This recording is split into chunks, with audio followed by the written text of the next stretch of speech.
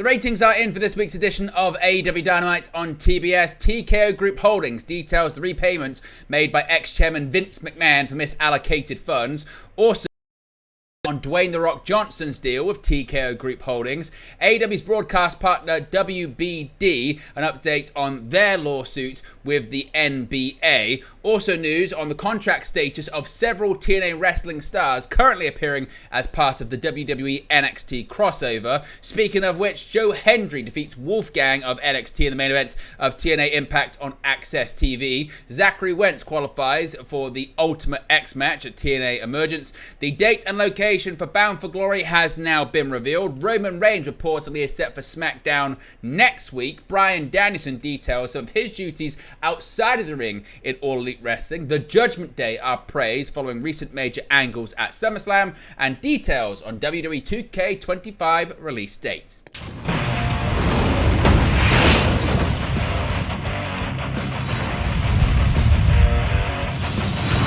Hey guys, welcome back to Wrestling News 365. Hope everyone is doing very well. As always, there are plenty of news stories to get into in the world of professional wrestling. Let's begin with the ratings for AEW Dynamite on TBS. Now, with wrestling ratings down across the board in the face of the 2024 Olympic Games, AEW Dynamite managed to marginally improve on last week's numbers. As first reported by PW Torch, Tony Khan's flagship Wednesday night program brought in an average of 622,000 total viewers on August 7th. That's up 2% from the 609,000 average viewers it drew for the August 2nd episode.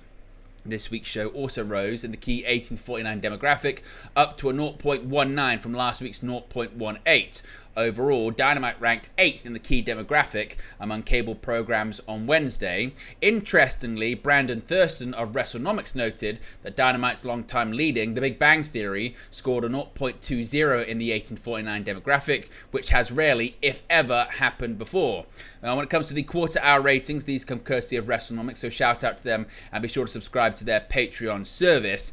The impact of the lead-in was also clearly seen in WrestleNomics' quarter-hour breakdown that you can see on the screen right there. As usual, Dynamite peaked with 822,000 average viewers in quarter hour 1, which was taken up entirely by the first part of an American Championship Eliminator match between Kyle Fletcher and MJF, but dropped to 732,000 in quarter hour 2 and 626,000 in quarter hour 3, an average loss of almost 200,000 viewers in the first 30 minutes.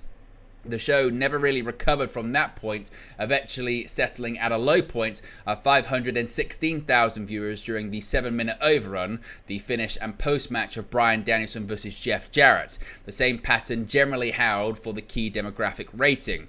While this week's Dynamite rating represented an increase from last week, the show as a whole continues to have a slide in year-over-year metrics, with WrestleNomics noting that Dynamite's average viewership for the month of August 2024 is currently down 29% from August 2023, while August 2024 key demo numbers are down 39% from last year at the same time.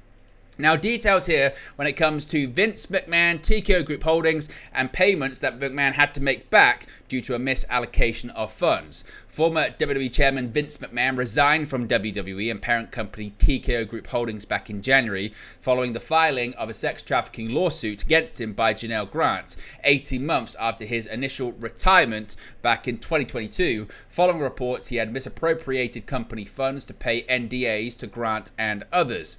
McMahon has since been reimbursing the money waylaid to WWE, which merged with UFC under TKO in September of last year, and the company's latest quarterly report indicates he has continued to do so since his resignation. Quote, Mr. McMahon has agreed to make future payments to certain counterparties personally, the report reads. As of December 31st, 2023, total liabilities of $1.5 million are owed by Mr. McMahon to certain counterparties, end quote.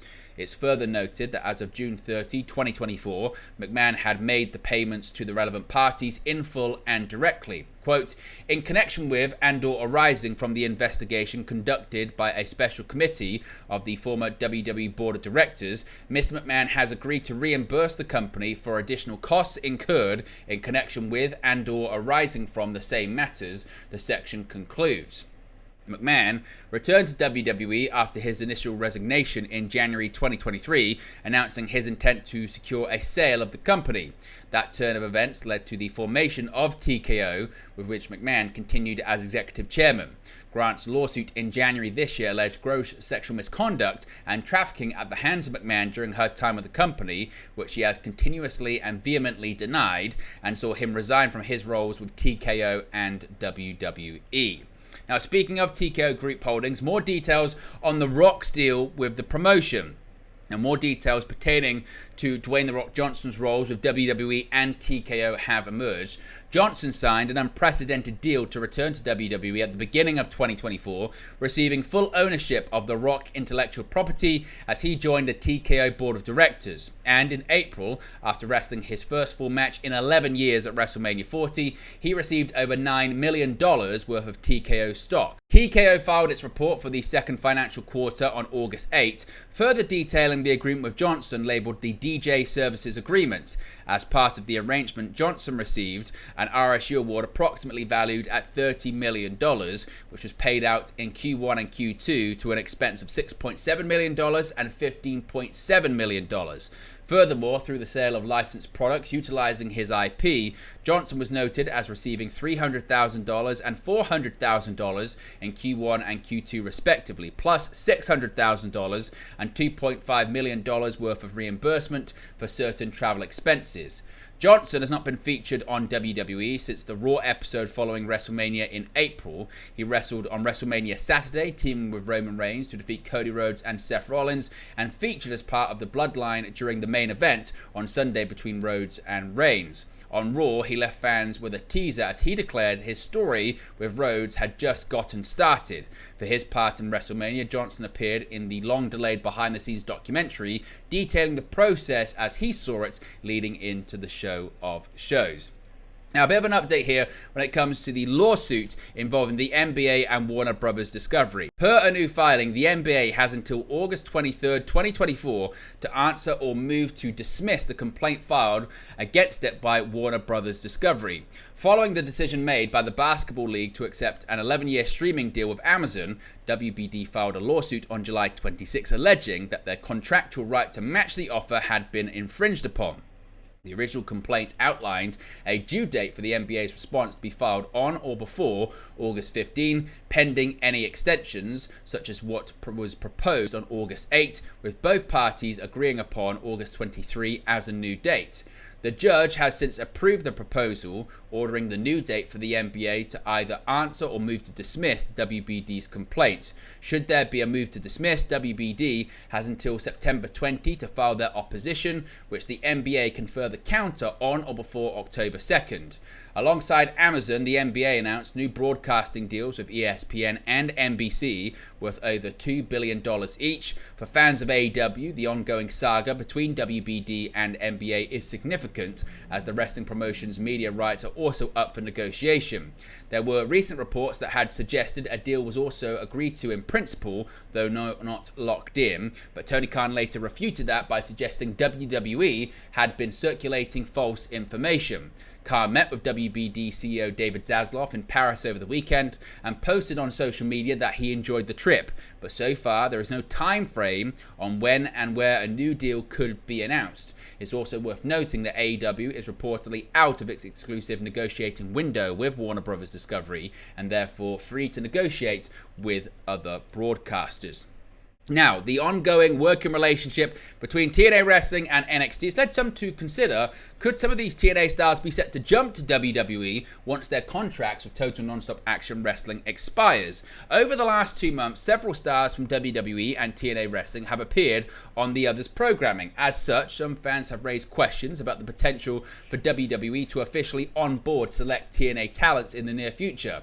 A new report has since addressed this possibility by clarifying the contract status faces of regular TNA crossover talents.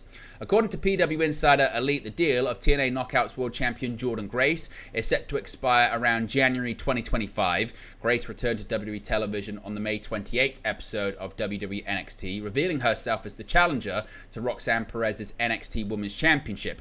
Grace then put up a valiant, albeit losing effort against Perez at the NXT Battleground PLE. In regard to former TNA Digital Media Champion Joe Hendry, PW Insider reports that his TNA contract is expected to take him through the end of next year. Hendry first surfaced in a number one contender battle royal on NXT but was quickly eliminated. The Scotland native re-emerged as a surprise tag team partner of Trick Williams on the July 9 episode of NXT. Together, Hendry and Williams defeated Shawn Spears and NXT champion Ethan Page. Hendry's latest WWE outing took place earlier this week, with him cutting a cryptic promo afterwards after he defeated Joe Coffey in singles action, suggesting he's going to be sticking around.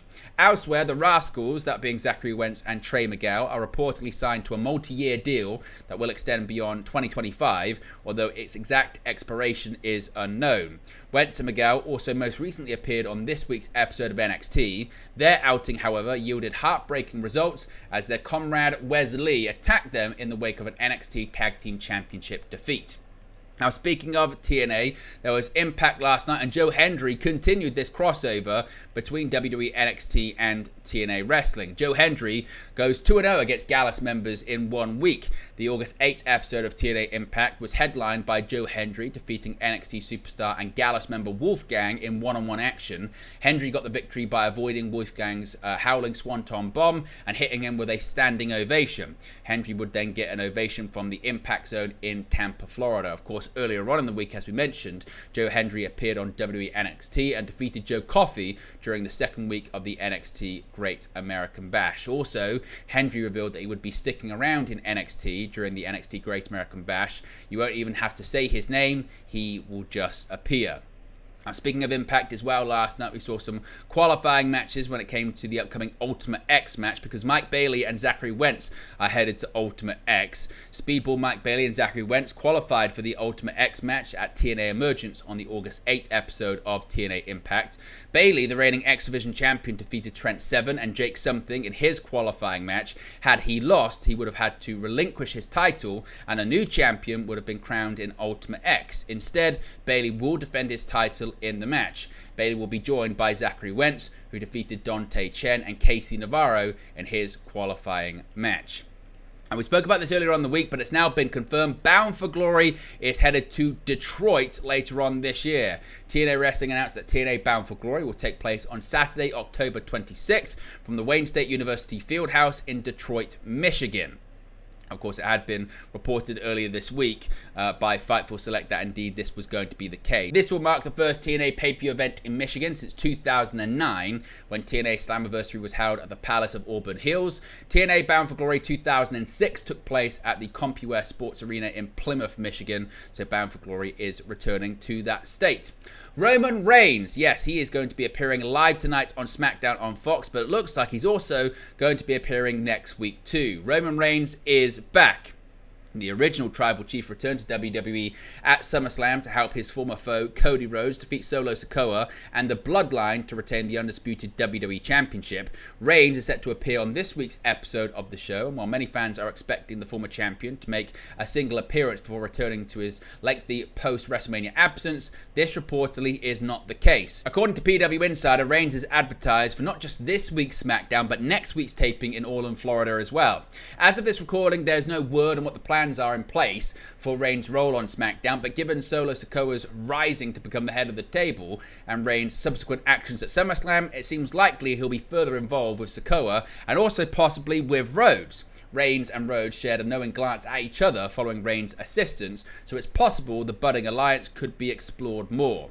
Prior to last weekend, Reigns hadn't been seen since WrestleMania 40, where he lost the undisputed WWE Universal Championship to Rhodes. Reigns had surpassed all but a few records for the longest reigning champion in the history of WWE's world title. In that time, Sikoa has kicked Jimmy Uso and WWE Hall of Famer Paul Heyman out of the Bloodline and added former MLW Heavyweight Champion Jacob Fatu, as well as former IWGP Tag Team Champions Tama Tonga and Tonga Loa. Of course, Tonga and Fatu have already won the WWE Tag Team Championships. Now, Bryan Danielson has opened up about his role outside of the ring when it comes to AEW. In addition to his role as an in-ring competitor, Bryan Danielson is also a member of the All Elite Wrestling Disciplinary Committee, which notably recommended the firing of CM Punk last year. During a recent interview with Gorilla Position, Danielson opened up about some of his other duties, specifically those related to AEW's creative department, which is led by AEW President Tony Khan. Quote, "How it looks now is I help with creative a little bit," Danielson said. "What that usually looks like, it's not necessarily a formal creative meeting or anything like that. Tony will call me, run some ideas past me, or he'll say like, hey, I was thinking of this, do you have any ideas for this, or something like that. But that's haphazard. It could happen 3 times in a week. It could not happen at all for 3 weeks. In less than 3 weeks, of course, Danielson is slated to challenge Swerve Strickland for the AEW World Championship at AEW All In. Should he lose, Danielson vowed to retire from in-ring competition. His work behind the scenes, however, may continue forth, depending on the demand for traveling. He said, quote, "I don't really know what that part of my AEW work will look like after retirement," Daniel said. "I think it's just going to kind of have to evolve naturally, and with whatever my comfort level is and their comfort level is. Honestly, I don't want to travel very much, so that's another piece of the wrestling puzzle as far as physically." While Danielson is unsure of how his body would respond to routine life on the road, he assures that he is always just a phone call away should Khan want to bounce booking ideas around with him after his in-ring career does come to a close. Now, the Judgment Day, of course, they've changed quite a lot in the last couple of weeks, but they have been praised. At last weekend's WWE SummerSlam Premium Live event, the Judgment Day, as we knew it, came to an end, with 2 major angles taking place, marking the end of the group. During Liv Morgan and Rhea Ripley's Women's World Championship match, Dominic Mysterio betrayed his mammy, officially aligning with Liv Morgan, aiding in her defense against Ripley. During the World Heavyweight Championship match later on in the evening, Finn Balor betrayed Damian Priest, costing him the championship to Gunther and ending the group as we know it, with the new Judgment Day now consisting of Balor, Mysterio, Morgan, JD McDonough, and Carlito. Per WRKD Wrestling, the members of the stable were said to be sentimental and emotional backstage ahead of the group splintering, with the group also receiving praise for the successful big payoffs to their respective angles. They tweeted, quote, "Members of the Judgment Day were sentimental and emotional backstage ahead of the group's splintering this past week. The faction were also praised by WWE management for the successful big payoffs to their SummerSlam angles." And finally, some details when it comes to WWE 2K25. As noted by Mike Straw, there was a WWE-related revelation on a gaming company earnings call. During Take-Two's interactive Q1 FY 2025 call, the company confirmed that WWE 2K25 will release in Q4 of fiscal 2025 prior to March 31st, 2025. This lines up with the release dates of the previous 3 editions of the game after a gap between WWE 2K20 and WWE 2K22. The call also noted that WWE 2K24 enhanced its profitability and the game was praised for being the highest rated in the series. Take-Two is the parent company of several major publishing labels in the video game industry, including 2K, Zynga, and Rockstar Games. WWE 2K24 featured cover stars Cody Rhodes, Rhea Ripley, and Bianca Belair as focal points of different editions. The game continues to release expansion DLC packs, with recent controversy surrounding a pack that has long been announced but was just released on July 31st. The release of the Pat McAfee and Friends pack drew ire from some in the fan base, mainly due to the exclusions of other current talents. There is still 2 more DLC packs to come, the Global Superstars pack in September and the WCW pack in November. But there you go, guys, the latest pro wrestling news for you. Be sure to smash a like on the like button. Be sure to subscribe, bottom right-hand corner. As always, let me know your thoughts in the comment section below, and I'll speak to you again very, very soon. Hey guys, thank you for watching, listening, streaming, or however you come across this video today. Be sure to click on the video on the right there to watch our next video, or click the bottom there to subscribe, or the bottom right-hand corner. Thank you very much, and I'll speak to you again very soon.